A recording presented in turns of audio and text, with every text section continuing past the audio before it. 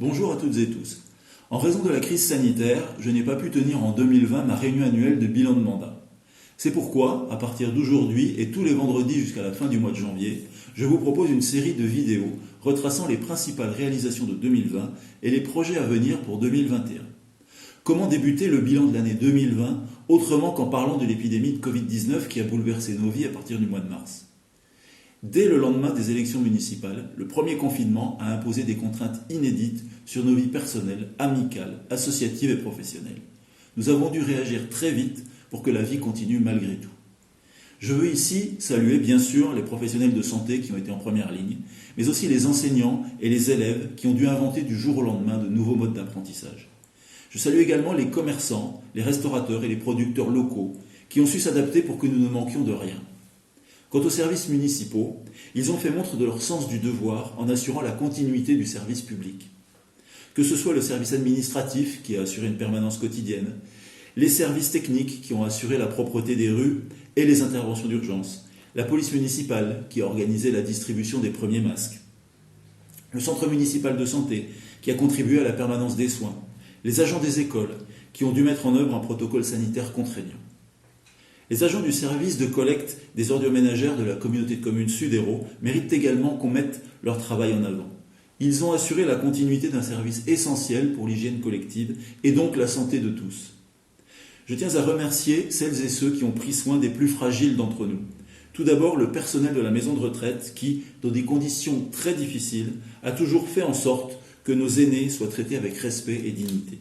Ils ont su préserver des moments de convivialité et leur ont permis de conserver le lien avec leur famille grâce à une organisation sécurisée des visites.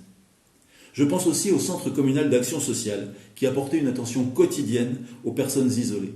Agents, élus et bénévoles se sont en effet relayés pour téléphoner régulièrement à plus de 100 personnes.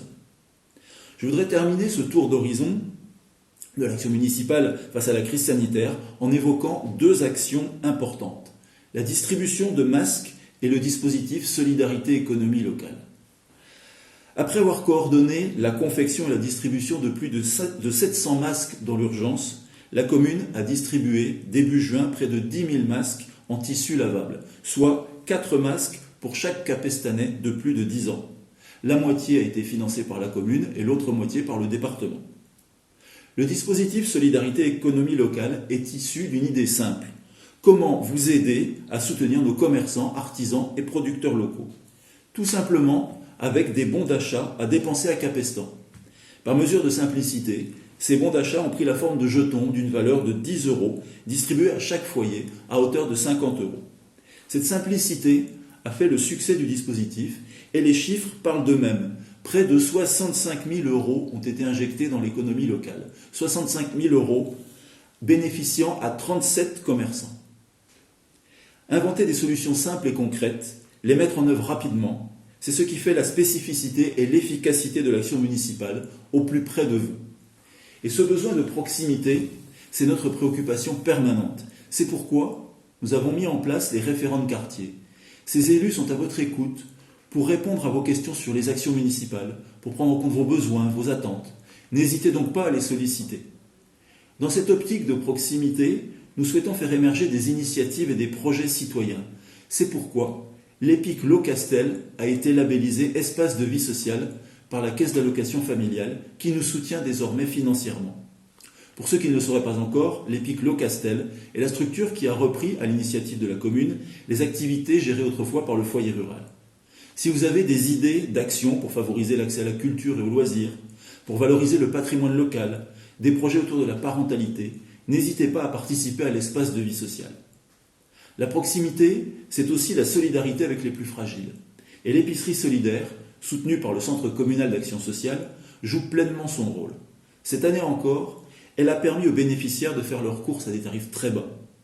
Mais au-delà de ces aspects très concrets, la philosophie de l'action des élus et bénévoles qui anime l'épicerie solidaire, c'est de redonner confiance en eux aux bénéficiaires, de leur remettre le pied à l'étrier avec un accompagnement, des ateliers, cuisine, budget et même la culture d'un potager collectif.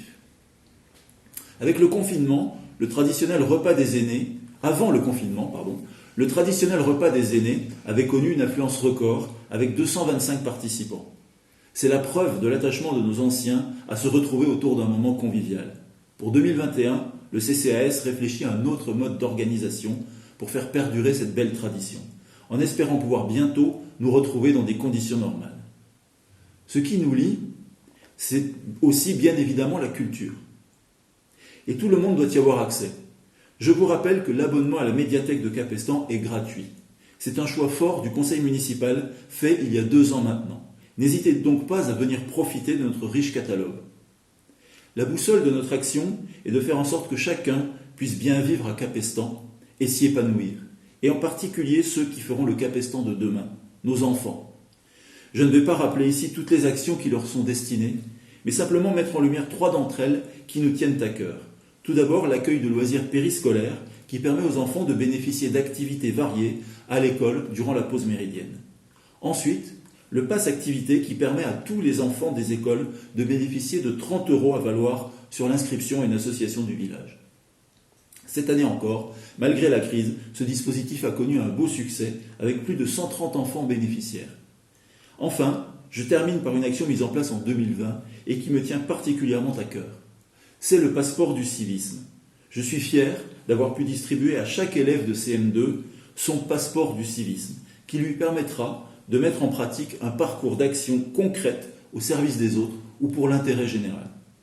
J'en termine donc sur cette belle idée qu'est la transmission du civisme. Je vous remercie pour votre attention et vous donne rendez-vous la semaine prochaine pour la suite du bilan de l'année 2020.